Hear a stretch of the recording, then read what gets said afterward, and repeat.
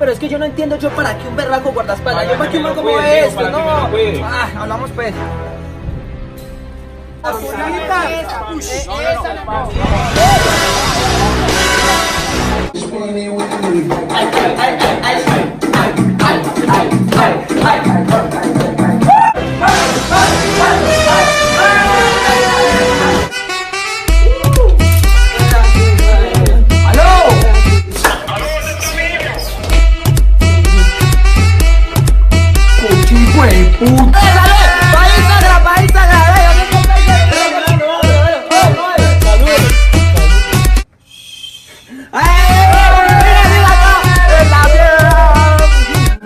Por eso su papá me regaña.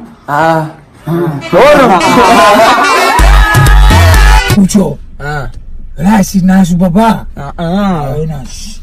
Todo bien.